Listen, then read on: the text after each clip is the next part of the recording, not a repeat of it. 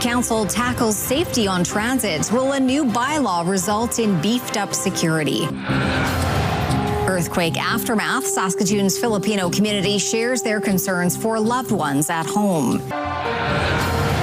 And a Saskatoon student recognized for her efforts to battle back against cancer. This is CTV News with Chantel Saunders.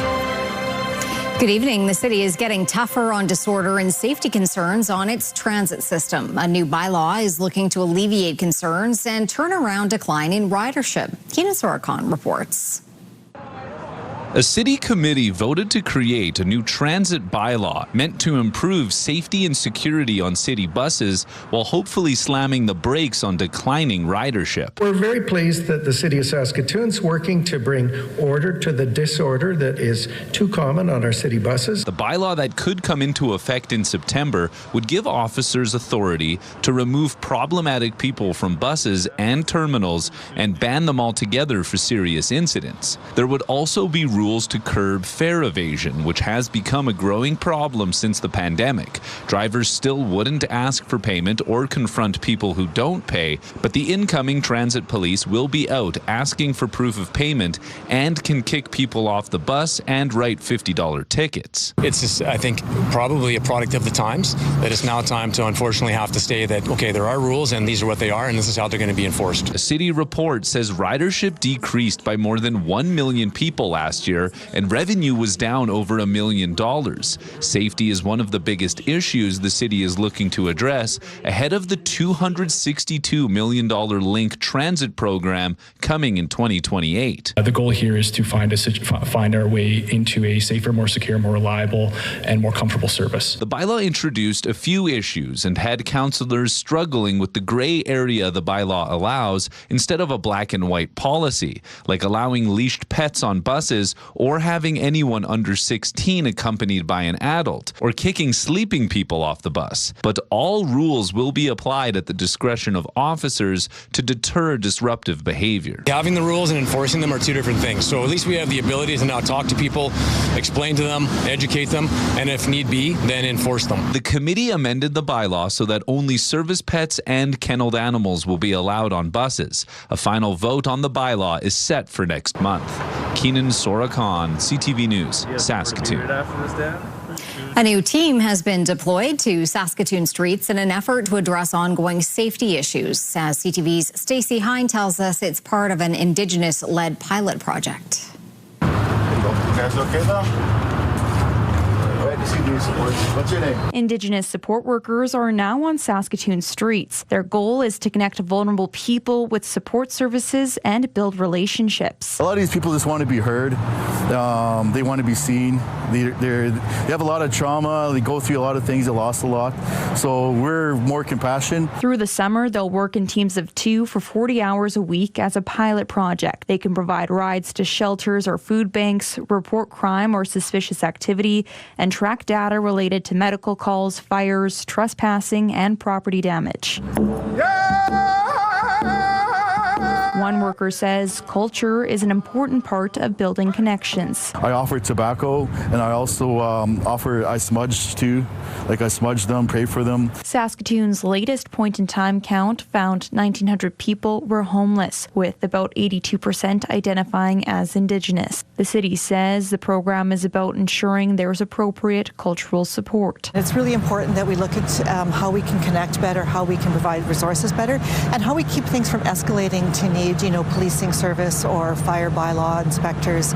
So we really can address some of the initial causes of distress. The teams will focus on supporting the downtown and Riversdale areas. The Downtown Bid executive director says it's a positive, proactive step. With their presence and their support, because it's culturally grounded, that we may have, some better response and uptake to their presence being on the streets. The Riversdale Bid executive director says it needs to deliver results. The business owners, quite frankly, are fed up with the notion that we're trying one more thing when their taxes have increased 40, 50, 100%. At the end of the pilot program, the city will review data on connections to community resources and look at whether there are changes in incidents reported to police and fire services. Yeah, I got you, brother. But for workers on the street, success is about building trust and making a difference, one interaction at a time. Stacey Hine, CTV News, Saskatoon. The province has announced it will be spending hundreds of thousands of dollars to help female offenders transition out of custody. CTV's Laura Woodward now on how the money will be spent. Our government is providing $918,000 over the next 2 years to the Elizabeth Fry Society of Saskatchewan. Nearly $920,000 to help female offenders transition out of custody. The funding will support programs for women leaving correctional facilities, including housing, employment assistance, and mental health supports. Corrections is more than just putting people in jail. So the reintegration supports are really what help to ensure that when someone gets released from custody, that they have a pathway forward in our community rather than a pathway back to custody. Part of the money will go toward the Wickowin Housing Project in Saskatoon, a 10-bed transitional program for women leaving custody. A woman can have ID, treatment referrals, healthcare appointments, and community supports lined up. But if she is nowhere safe to sleep at night, the entire plan is at risk. The Elizabeth Fry Society says it's provided nearly 300 nights of safe housing in the past month. And with this is stability, and with this is giving women options and the awareness that there is an alternative lifestyle to living on the street or addictions. Laura Woodward, CTV News, Saskatoon.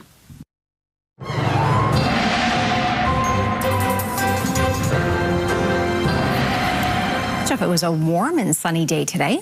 It was, and not as windy as yesterday, that's for sure. But as we make our way into the evening hours, Chantel, that could all change in terms of, obviously it's not going to be as sunny, but the inclement weather that is already impacting parts of Manitoba and southern Saskatchewan is making its way northward, and we do anticipate more in the way of rain. And if not tonight, we certainly expect rain as we make our way into tomorrow. So details on that later on. An overnight fire in the Brighton neighborhood is under investigation. Firefighters were called to the 200 block of Brighton Gate just after 1 this morning. They arrived to find heavy smoke at the front of the house. No one was injured. An investigation has been launched to determine how and why the fire started, as well as a damage estimate. One person was airlifted to hospital after a traffic stop north of Prince Albert ended with a vehicle rolling. RCMP say at about 9:30 Saturday night, an officer tried to pull over a vehicle on Highway 2 for a traffic offense. Instead, it sped away before losing control and rolling. 2 people were inside. One was airlifted to hospital by Stars in serious condition, while the other was taken to hospital by paramedics. Police learned the vehicle had been stolen earlier that day in Birch Hills. Premier Scott Moe is on his way to Europe as part of a trade mission touting the benefits of what Saskatchewan has to offer.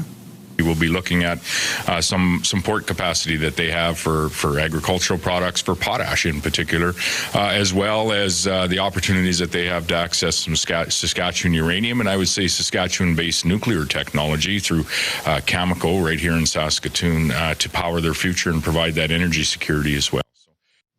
Moe is stopping in Calgary at the Trade and Energy Show before departing to Europe for trade meetings in Czechia, Belgium, and Poland. Moe will wrap up his trip in France, where he will attend a defense and security conference.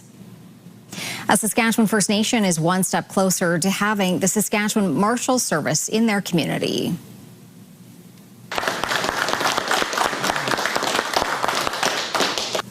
The Sturgeon Lake First Nation Band Council passed a resolution yesterday to begin formal talks with the Saskatchewan Marshals Service for on-reserve services. The resolution would invite the Marshals Service to provide policing services on Sturgeon Lake First Nation lands and work alongside RCMP. Meanwhile, Saskatchewan's NDP is criticizing how the Marshals Service recruits officers. It accuses the new provincial police service of poaching officers from RCMP and municipal police services. Yet, here we are with millions of dollars spent and only 2 new officers to show for it. It's time for a government with a plan to tackle crime and to invest in critical supports to address the root causes of crime. Scott Moe and the Sask Party have had their chance. The The provincial government says recruiting marshals has been a challenge, but Saskatchewan is the best location in Canada to start a law enforcement career. A powerful earthquake in the Philippines on the weekend is leaving families around the world searching for answers. That's the case for one Saskatoon woman. As Carla Shinkaruk explains, while her first priority was making sure her loved ones were safe, she worries about aftershocks.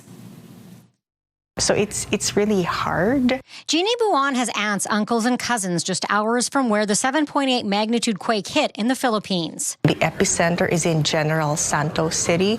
I do have family members who live very close to that city, an hour away. Since the shaking stopped, she's been in constant contact with family members who still have access to Wi-Fi, allowing them to stay connected. We are just so relieved that my family is doing well. Photos they've sent her show the damages to their building from the quake. She worries about her uncle, a police officer who is currently stranded after access routes in the area were cut off. The only way to get to and from that island is through a ferry. And now all ferries have been suspended. The earthquake is also bringing back memories of another major disaster in the country's history in 1990 when she lived there. I was, 4 years old back then.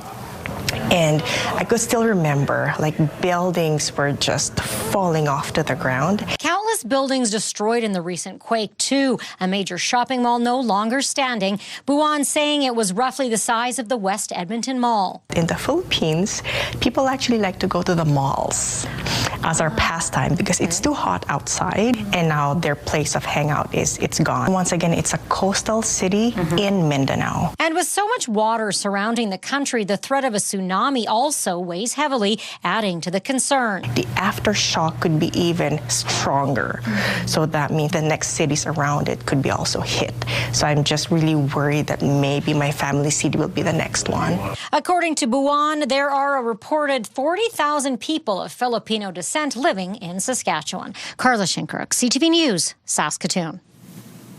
A local grade 12 student is one of 15 young Canadians who recently received the Terry Fox Humanitarian Award. Hallie Mandrick has her courageous story and how she is helping others. After overcoming a childhood cancer diagnosis that doctors initially believed to be terminal, Naomi Lenvoy has spent much of her life raising funds and awareness to support others who have had to face similar circumstances. Told my mom, I was like, Mom, I don't want to get well soon, I want to get well now, which is how Team Naomi Get Well Now was formed.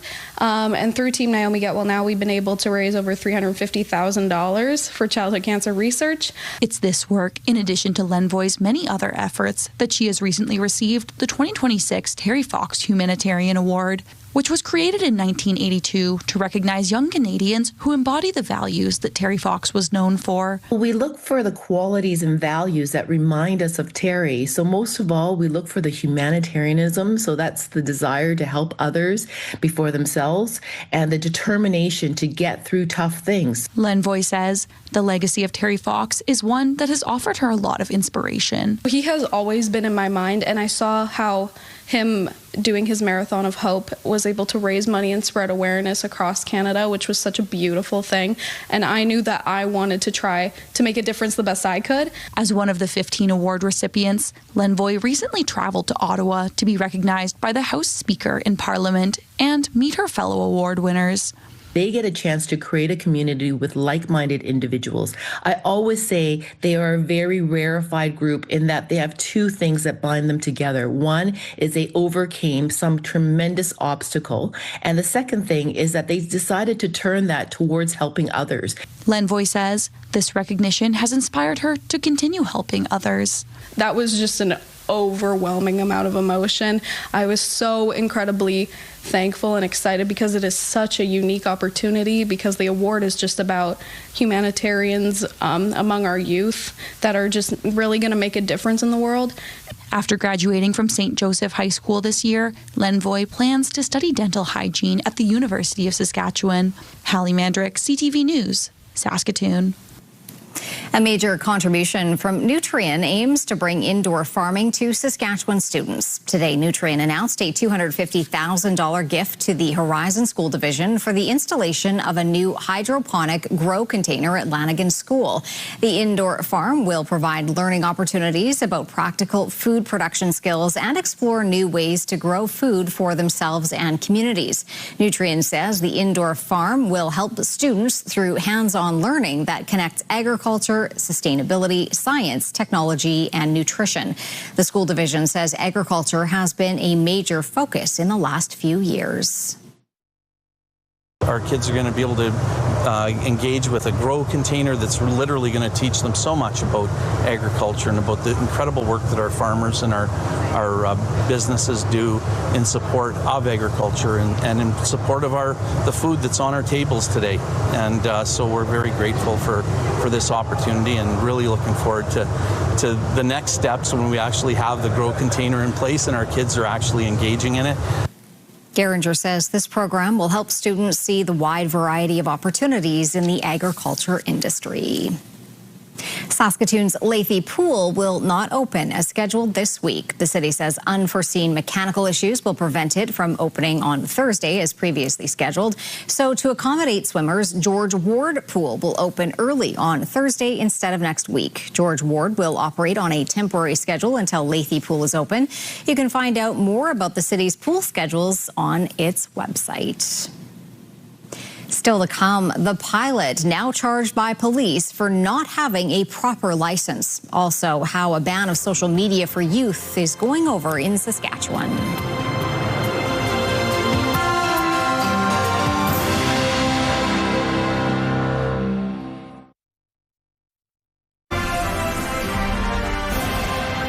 You're watching CTV News Live from downtown Saskatoon. Thanks for staying with us. In the words of police, this next story reads like a movie script. It involves allegations an Air Canada pilot flew hundreds of commercial flights over 17 years without a proper license. CTV's John Woodward now on the former captain who went undetected for so long and whether passenger safety was compromised. This investigation and the details surrounding it read like a movie script. But police say this fraud was very real. An Air Canada pilot flying for decades, captaining planes full of passengers like 767s and 777s that he wasn't licensed to do. During that time, he captained over 900 domestic flights, earning millions of dollars in salary for those captaining flights, but also flew tens of thousands of passengers. Charged with fraud and forgery is Jeff Wall, who a posted biography with Ontario's Georgian College says once flew with Canada's Armed Forces and helped connect future pilots with careers as a part-time employee. Canadian airlines are safe. That's video of Wall in 2015 sitting down for an interview on CTV's Canada AM. He was the chair of the Air Canada Pilots Association. During the period, Peel police say he wasn't licensed. Air Canada said in a statement, despite the licensing problem, he was competent to fly, saying safety was not compromised by this incident because all pilots at Air Canada undergo mandatory recurrent training every 6 months to validate their flying competency. I'm going to show you this. This is mine, actually. CTV aviation expert Phil Dirty said every year or more a pilot has to show his license to what's called a check pilot, a person working for Transport Canada. But there's apparently no cross-referencing that with government databases. It's not valid. So, you're taking it at face value, but when the medical is done, then it should be checked there. And then also with the database at Transport Canada, it should also be checked at that point as well. Police say it was a regular check in March of 2025 that finally flagged the license. Air Canada called in Transport Canada, which reviewed the situation, and then they called the police. Police allege that Wall made a false police report to them to cover his tracks. Wall hasn't responded to messages from CTV News. He's considered innocent until proven guilty and did have a lower standard of pilot's license. John Woodward, CTV News, Mississauga. The Canadian government is set to table legislation on a social media ban for children under 16 in the country as soon as tomorrow. Jacob Carr spoke to some who will be directly affected by the ban. The federal Liberal government, which has been trying to introduce legislation to protect children online for 7 years, says their new digital safety bill is all about keeping kids protected from online harms. We will take all reasonable measures to make sure kids are safe in this country. I think it's obvious why it's a priority. Kids are dying. CTV News spoke with students from Balfour Collegiate who would be affected by the ban. Their reactions were mixed. I personally think, the government shouldn't be controlling what we consume. I think it should be more on the parents, to control their kids on what they're on. I think that it's actually something that should happen because when you're this age, you're really impressionable to things that you see online. According to reports, some platforms could obtain exemptions from the ban if they meet safety standards. The federal government has also said that it will introduce legislation to address the safety of AI chatbots. But some social media experts are worried that enforcing the ban nationwide will be a tall task for the Canadian government. Implementing a ban is enormously difficult. It costs a lot of resources, requires a lot on the enforcement front, etc. A number of students in the Queen City are hoping the bill does not succeed. Please don't get rid of it. I like my socials. Thanks. Varying opinions from the city's youth on the possible social media ban, but the prevailing sentiment seems to be that life would be less fun and more inconvenient for these young Reginans if the ban were to pass. Jacob Carr, CTV News, Regina.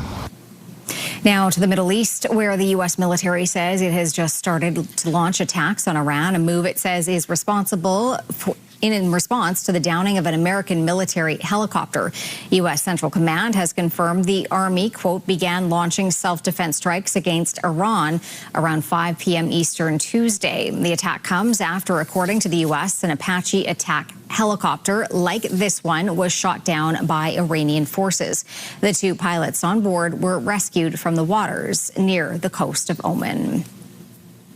In Houston today, Canadian astronaut Jeremy Hansen had the official honor of passing the torch to the next crew of the Artemis moon mission. The Artemis 2 crew, comrade, hands you the baton. You got the controls. 3 Americans and an Italian have been chosen. They won't be going to the moon, but will conduct a demonstration in Earth's orbit next year. It'll test the rendezvous and docking capabilities between the Orion spacecraft and lunar landers Blue Origin and SpaceX. The mission will be a key test of a variety of systems ahead of the moon landing scheduled for 2028. The crew introduced today will follow the Artemis 2 mission that saw Canadian astronaut Jeremy Hansen and 3 others circle the moon in April. Hi,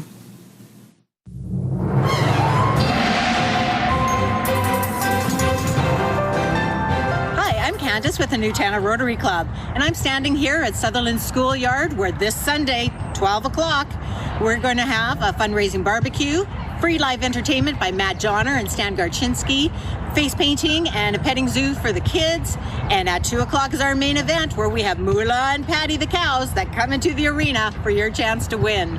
So visit cowplotbingo.com. And Jeff, what's the weather going to be like?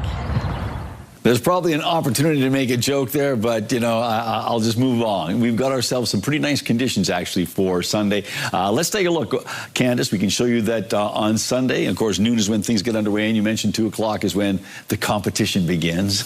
And mainly cloudy conditions that day, 23 degrees, so a pretty pleasant day shaping up right now. And once again, cowplopbingo.com is where to go for more information. Now, let's take a look at our numbers right now in Saskatoon. We've got ourselves 20 degrees. We had a thunderstorm earlier on. I think it was very localized because it didn't seem to impact the downtown area. We'll find out from our viewers what parts of the city it hit, though. But 20 degrees for Saskatoon right now, 26 in Prince Albert, 23 in the Battlefords, and not particularly windy. A little breezier in the Battlefords, but not by much. Now, the almanac for Saskatoon, about 3 o'clock today, we got up to 27 degrees, then things started to cool off. But 22 is typical for this time of year, so certainly above sea. Okay. It's probably raining at the airport right now. We'll check the weather door. 32 degrees in 1956 is the record temperature on this date. -3 from 1903. That's the cold temperature record for the 9th of June. And 4:47 is when the sun came up. It's going to go down at 9:25. Coming up, a unique way to get the mail. Saskatchewan tries out the Pony Express.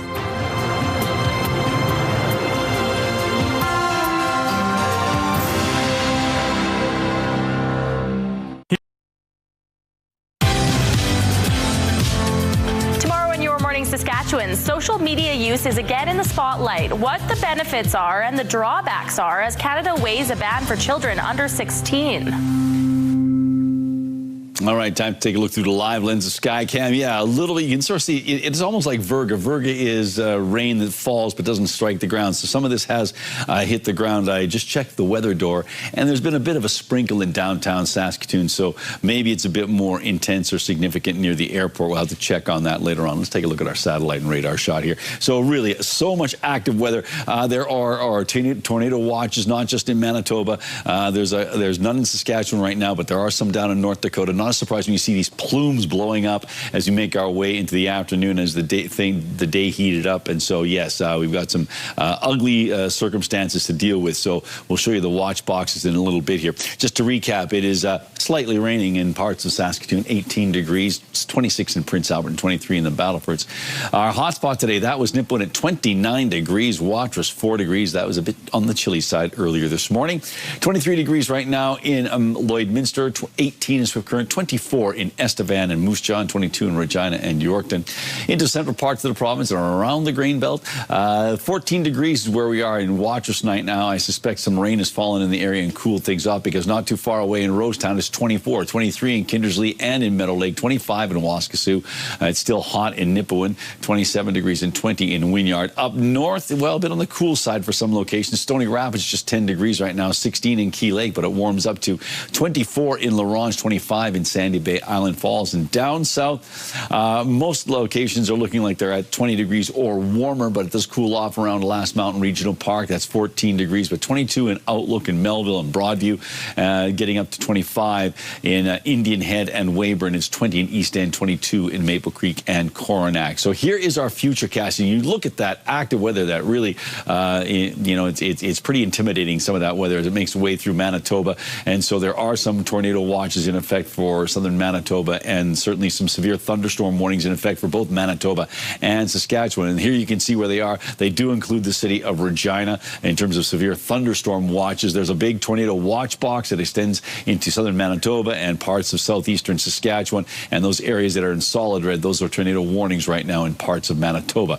So here we go. 20 degrees tomorrow for La Ronge, 13 in Stony Rapids and Key Lake, 16 in Buffalo Narrows. Temperatures of 18 or 19 degrees for west central Saskatchewan. Expecting to see some widespread showers and a chance of some thunderstorm activity in Kindersley and Rosetown tomorrow. That's certainly true of much of southwestern Saskatchewan, as we see temperatures that are in the mid to high teens tomorrow. Expecting the possibility of showers and a thunderstorm or a risk of a thunderstorm for Yorkton, 18 degrees. A little warmer in Moose Jaw and Regina with a chance of showers. Wind will be the big deal of the day in Estevan, and expecting some widespread showers. It may not be a day-long event, but certainly we expect showers in east central Saskatchewan. Temperatures of 16 or 17 degrees will be the dominant feature there. 11 degrees for the Battlefords tonight with a slight chance of showers. A better chance of showers tomorrow. 17 degrees. The Battlefords being on the edge of this system. Possibility of some showers on Thursday as well. There's a risk of a thunderstorm in the Battlefords for tomorrow. And then a slow warm-up as we make our way into the early part of next week. 24 degrees on Monday and Tuesday. Slight chance of showers tonight for Prince Albert, 14 degrees. 2 to 4 millimeters of rain when all is said and done in the Gateway City and area. 14 degrees on Thursday, getting up to 21 by Saturday, 23 on Sunday, and a little bit warmer than that by the time we get to Tuesday. And Saskatoon, overnight tonight, well, we do anticipate there's a slight chance of showers, but a risk of a thunderstorm with these unsettled conditions. 13 degrees, and then tomorrow, 17 degrees, so not a big warm-up at all. 5 to 10 millimeters of rain, so a bit of a rainy day tomorrow, and still it comes with a risk of a thunderstorm. And then on Thursday, just cloudy skies, 14. Ditto that for Friday. 20 on Saturday, 23 on Sunday, Monday 24, and 26 on Tuesday.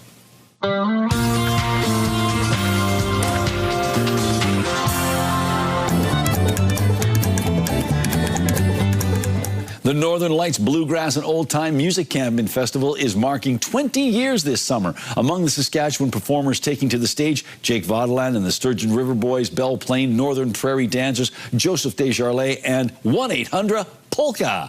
This particular music festival at Ness Creek near Big River runs August 14th to 16th. The camp runs the 10th to the 14th.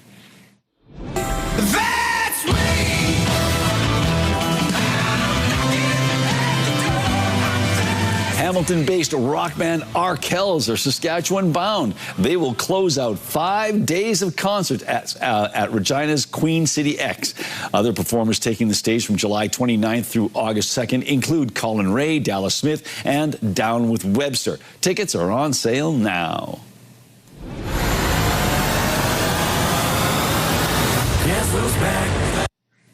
Back again. We back. Eek! Now for some scary box office news. Scary Movie debuted at #1, bringing in $56 million. It's the 6th installment in the series that started in 2000, the year 2000. The film was expected to bring out the millennials who are nostalgic for the series and is also hoping to draw in a younger crowd with its parodies of recent horror hits like Smile and Sinners. All right, Jeff, an annual spring celebration is planned for the Broadway area. Yes, and it's free. Are you ready for spring? How about a spring fling? Well, the Broadway Bid has you in mind because it's time for the 4th edition of Spring Fling. The CEO, the capo de tutti capo of the Broadway Bid, Jane Walters, is with us today. So for those people who don't know, what is Spring Fling? Okay, Spring Fling is a massive street festival happening this Saturday, June 13th, 10 to 5. It will be an explosion of activity and sales for 5 whole blocks of Broadway. So lots of things going on. So live entertainment, is there a thing for the kids to do? Absolutely. So people usually flock to the street on Saturday for the sales from, the shops they know and love, the staples on Broadway, but then they usually stay because they want to discover over 100 different vendors, a bunch of different activity. We have 3 stages. We have more cultural performers than ever. So it's just a hub of activity, and there's lots for the kids. Okay. Lots for the kids. It's important. So it's a family-friendly, fun time here on Broadway Avenue. You already told us, but tell us again, what time do things get underway on Saturday? Things get underway 10 in the morning, and we go all the way till 5. Okay, so a great day here on Broadway Avenue, and thanks to the Broadway Bid for putting on the Spring Fling, which is coming your way on Saturday. Thank you so much. Thank you. All right, Jeff, time for Pick of the Day. What did you choose today? Well, we're going to start off with a rainbow. We had a number of rainbow pictures, so we'll give you a rainbow a day this week. And another double rainbow. This is from Jim Greenshields, taken at Valley View Heights, just east of Saskatoon. Jim adds, no rain, but a great rainbow. Yeah, that is a beautiful shot there. And so thank you, Jim, for sharing that with us. Next one comes from us from our regular contributor, Joan Almond. Went for a walk in the Nutana area today. The flowers are beginning to bloom. I think the rubber duck is forecasting rain. The pinwheels were still. Not much wind. Okay, well, that's a lovely shot there, too. And thank you, whoever put those decorations out. And finally, from our own Dan Shingoose, one of our photographers, this is his granddaughter, Jasmine. She turned 5 years old. Yesterday was her birthday party. It's an ice cream cake. So, yes, so we add our best wishes, but this greeting comes with love from Shumi and Nana, and that is a great-looking cake, and I hope you had a lovely, lovely birthday, Jasmine. And if you'd like to share an image with us, you can do so by sending it to cfqcnews@ctv.ca. Please put Pick of the Day in the subject line, or you can always scan the QR code on the screen to help you along the way. Still to come on CTV News, when letter delivery looks a little different. An idea inspired from years ago, tried in Saskatchewan.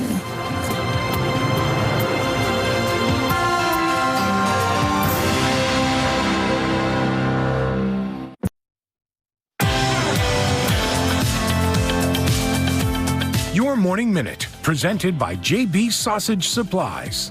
Well, it's all about the burger, and JB's Sausage has come to my house today, which is nice. A nice short commute for me with Dorothy Garrow and Brody Crozier, and it's all about burgers, as we've said. Let's start with the obvious, the flavor component. Yeah, it's burger season, so we're selling a lot of our stuff. We have 12 different flavors that we sell, ranging from a deep meaty flavor to a light smoky to a deep smoky, and then kind of like your originals for those who like to maybe have a plainer burger and then jazz it up with the fixings.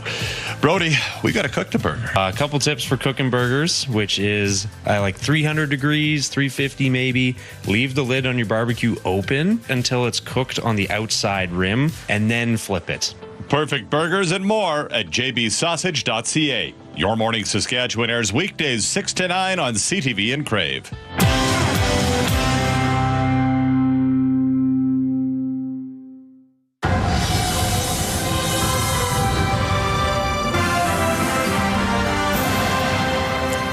A unique mail delivery played out in southern Saskatchewan over the weekend thanks to a group of travelers on horseback. Damien Smith introduces us to a practice once known as the Pony Express. On Saturday, Saskatchewan took a trip back in time with the Pony Express on the prairies. We just wanted to sort of bring it up here, do it as it started out just as a family thing, and it's gotten bigger. The communities have gotten involved. Inspired by the original Pony Express in the United States, when mail was delivered by horse riders in the 1860s. In this version, riders delivered over 150 letters, with most of them going to residents of the Fillmore Care Home. Put little stickers on each of those letters saying transported via the Pony Express on the prairies. So when those people get the letters, it'll be cool that it has been transported on horseback.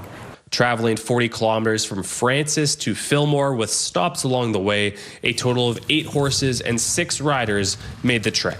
We grew up ranching and in the Western lifestyle. You kind of can relate to it a little bit sometimes. Riders Shoni and Shada King brought 4 horses of their own from Corning: Bill, Bunny, Dusty, and Xanatar. Bunny is very weird, very lazy, can be very athletic. Dusty, he's my main trick horse, and I don't know, he's a grouch. Making some pit stops along the way, the group finished the route in 6 hours despite some inclement weather. Rain or snow, sleet, the Pony Express ride historically always went through. The riders rode through anything. The Pony Express on the prairies ended up leaving 30 minutes just behind schedule because of this weather behind me, but ended up finishing the day off in Fillmore, Saskatchewan, just about an hour and 10 minutes outside of Regina. Damien Smith, CTV News, just outside of Tyven, Saskatchewan. When we come back, the history of a Saskatchewan educational institution, and later police tackle a difficult suspect.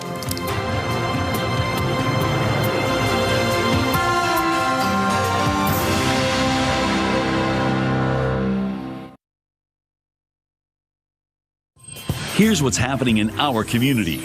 After years of fundraising, the grand opening of the Battleford's Humane Society's Gene Walker Shelter and Rehoming Center is set for Saturday between 1 and 4. Saskatoon vocal group Solstice is celebrating its 50th anniversary, Saturday, June 20th, 7:30 at the basement. You can submit your community event by visiting our website and clicking on Community Calendar, or scan the QR code on your screen. Okay, time to take a look at the rural forecast for Wednesday, and it looks like we have some unsettled conditions. Not a surprise. We thought this stormy situation was going to be a 2-day event, and that is certainly proving to be true.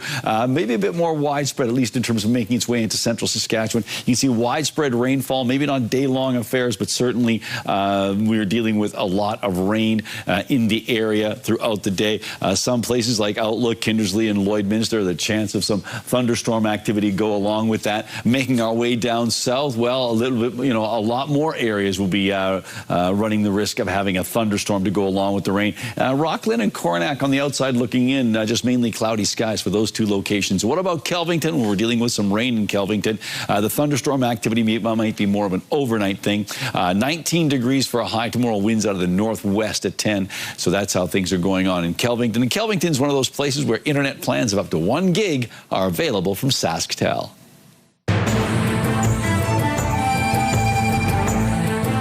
Greetings, everyone. The First Nations University of Canada was first established in 1976, then known as the Saskatchewan Indian Federated College. Extensive research has been done on the institution and its beginning, and ideas of what it is now may have been envisioned as far back as the treaty signings. Here's a look back at FNU's early days, as well as what the future holds for the next 50 years. For half a century, the First Nations University of Canada have been offering an Indigenous-focused post-secondary education unlike any other. Blair Stonechild has been there from the beginning as one of the very first professors. He says Indigenous culture and history are the foundation of the institution. As we say, we walk in both worlds, but we always have to remember that we're Indigenous first. And, that's the cultural integrity that is so important. And, you can't just get that in mainstream universities. The early years were filled with innovation and many things happening for the first time ever. Books, classes, and faculties were created, producing graduates to teach those following behind. Solomon Ratt was a student who later became a teacher. He remembers the programming being built in real time. This is new territory. This is Indigenous control of Indigenous education. And so every department had to create their own materials because there was nothing available. To commemorate 50 years, past and present faculty and alumni came together to celebrate the landmark moment. Milton Tutusis first walked through the doors of SIFC in the 1980s. At the time, the college was housed in trailers on the University of Regina campus, long before the iconic effing unit building was a reality. Humble days, but we never thought of it that way. We didn't think we were disadvantaged that way in terms of structurally and physically, because we had community. The college spirit was alive and well back then. It was very, very dynamic, very inspiring. Traditional ceremonies and the words of elders have guided generations of students and the institution, which has now grown to 3 campuses and a land-based learning center. For the next 50 years, the institution plans to continue expanding, pursuing academic autonomy, and celebrating what makes the place one of a kind. The uniqueness of this university is being recognized, and it is the hope that we are seen as essential, not only to the province, but to the nation, and that we're uplifted for that particular uniqueness. More celebrations are being planned throughout the year. Indigenous Circle, brought to you in part by Saskatchewan Indigenous Enterprise Foundation, growing the First Nation entrepreneurial spirit. If you have a story you would like to see in this segment, here's how to reach us. You can contact me by email, and you can also watch past episodes and segments of Indigenous Circle on our CTV Regina and CTV Saskatoon websites.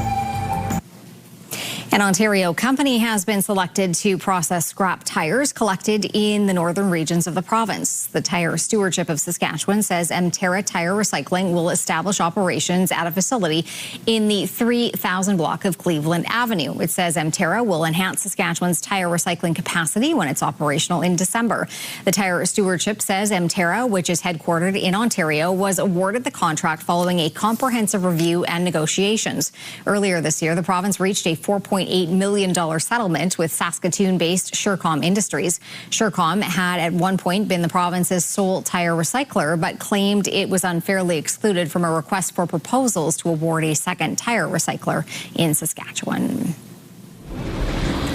Coming up, a different kind of FIFA fans gearing up for the matches. Then the slow pursuit that eventually ended. Select Hair Services brought to you by Sage, the beauty bar. Stay with us. We've got another full night of great shows for you right here tonight on CTV. Well, people, not the only ones getting amped up for the FIFA World Cup. Chimpanzees at the Oakland Zoo are getting warmed up for kickoff later this week. Zookeepers giving them some soccer-related treats inside their exhibit. Zoo officials say it's a way to celebrate the World Cup while also raising awareness about animal conservation. They look like they're having fun. I'm sure they'll be cheering. Like you're chillaxing. It's like, yeah, I'm ambivalent. Huh? Yeah. They're just mad because Italy's not in it. Well, there you go. Yeah. All right, well, a police officer in Georgia found himself in an unexpected standoff with a reptile.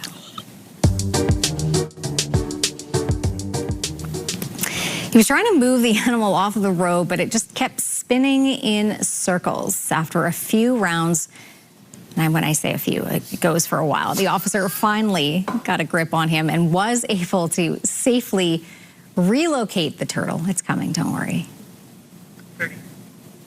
There he goes. There we go. And the other officers on the scene, I think they helped by just laughing. Yeah, I think so. Officer, but I think if when we see this next time on social media, yakety sax will be playing underneath. Yeah. Yep. Oh well, the turtle's safe. That's all that matters. Exactly, that is important. Yeah. So hey, we've got ourselves probably an unsettled night into tomorrow. So please be careful out there because we could have some thunderstorm activity. All right. Thanks for watching. Be safe.